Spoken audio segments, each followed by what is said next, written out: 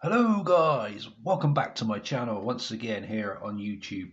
Thank you very much for joining me today for wCw starrcade 2000 DVD review. And yes, obviously this is a custom and not the real thing.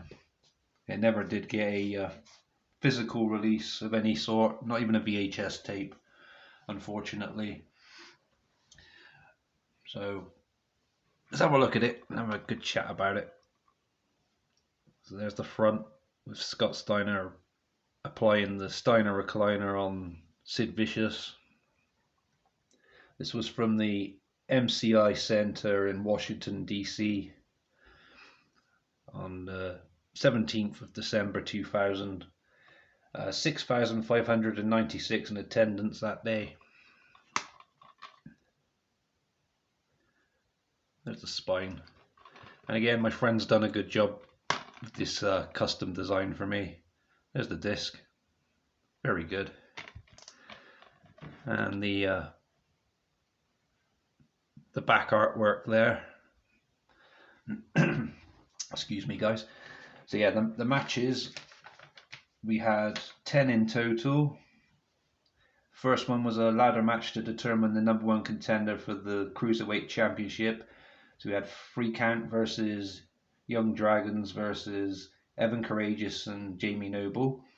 We had Ernest the Cat Miller versus Lance Storm. Crowbar versus Terry Funk for the WCW Hardcore Championship. Chronic versus Big Vito and Reno. We had an ambulance match between Mike Awesome and Bam Bam Bigelow. United States Championship match, General Rection versus Shane Douglas. A bunkhouse brawl match between the Harris brothers and Jeff Jarrett against the Filthy Animals, which was Kidman, Rey Mysterio and Conan. WCW Tag Team title match, The Insiders, Diamond Dallas Page and Kevin Nash against Natural Born Thrillers. And the other two matches were a no holds barred match. If Goldberg loses, he leaves WCW. So Lex Luger versus Goldberg. And the main event was obviously what you saw on the front cover then. Scott Steiner versus Sid Vicious for the WCW World Heavyweight Championship. So I'll pick my top 3 matches first, which I enjoyed on the pay-per-view. So from third to first. So my third favourite was Scott Steiner versus Sid Vicious for the WCW World Heavyweight Championship. And I think these two put on a really good main event. And it's pretty good, very entertaining. I did enjoy it a lot, surprisingly. Second match I would pick was Crowbar versus Terry Funk for the WCW Hardcore Championship. It was very brutal, some really stiff chair shots and impressive moves in that match. And looking back on it now, it was just incredible what some of these stars would put their bodies through for hardcore championships. And yeah, this one was very entertaining and, as I said, quite brutal as well. Very enjoyable indeed. And my first choice was the opening match, which was the #1 contenders ladder match for the Cruiserweight Championship. It was quite a major spot fest, that one. And it was quite confusing as well, that #1 contenders ladder match, because it was 3 tag teams against each other for only one person to get the Cruiserweight Championship opportunity. And it ended up having the winning team going against each other on the following night's WCW Nitro, if I remember correctly. So let's talk about pros and cons then. So I'd like the new look logo on the ring apron and around the arena. I thought that's pretty cool. I like Scott Steiner's backstage promo. That was really good as well. He was saying that he would celebrate his victory tonight by hiring a room in a local motel with his freaks and having a good time. It was pretty funny, and as always with Scott Steiner, he's very entertaining, and I really did enjoy that promo. The Filthy Animals versus Jeff Jarrett and the Harris Brothers in a bunkhouse brawl match was very entertaining in a so bad it's good kind of way, if that makes sense, guys. And obviously Terry Funk becoming hardcore champion at the age of 56 was pretty impressive, I thought. And as I said, I did enjoy that match in my top 3 picks from this pay-per-view. So cons now.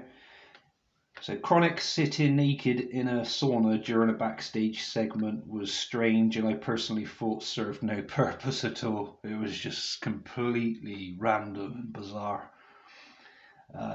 We also had strange finish to the Cat versus Lance Storm match, which involved Hacksaw Jim Duggan, which is very hard to explain. You have to watch it and then you'd understand what I was trying to say about it. It's very hard to explain in words. We had a few matches recycled from the previous month's Mayhem pay-per-view. DDP and Kevin Nash, known as the Insiders, against Natural Born Thrillers, plus Goldberg versus Lex Luger, just to name a few. Countless amounts of run-ins and outside interference just got annoying, and as I mentioned in the WCW Mayhem 2000 review, this was typical WCW booking for around that time period. So that's my pros and cons. Conclusion then. So this was sadly the WCW final Starrcade. But despite a ridiculously low buy rate, I actually had fun with it. True, there were 1 or 2 matches that I would skip if I was to watch this pay-per-view again, and I probably will, to be honest with you guys. It was a good pay-per-view. Starrcade, which is WCW's version of WWE's WrestleMania or TNA's Bound for Glory as an example, has had some great main events over the years, and I'd like to probably rank them from worst to best at some point in the near future.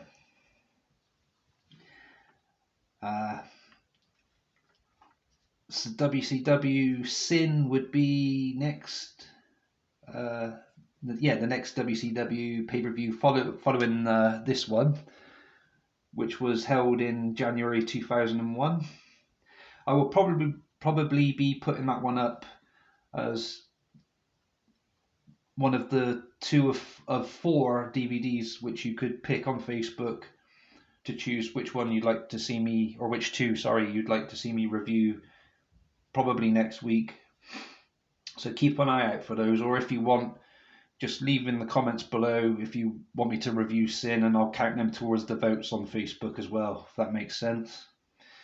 But it would be good to continue and get to review Sin, because I've really enjoyed these last few WCW pay-per-views, reliving the last few months of WCW's life, and it was very enjoyable.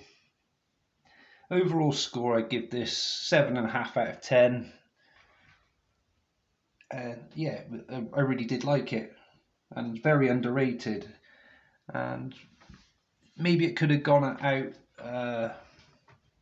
with a better bang for the final Starrcade of WCW, but they obviously didn't know that was going to be the case.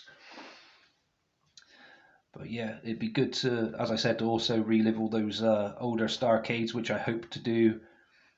But as I said, rank them from worst to best, from 1989 all the way to 2000. It's something I plan to do in the upcoming months, maybe.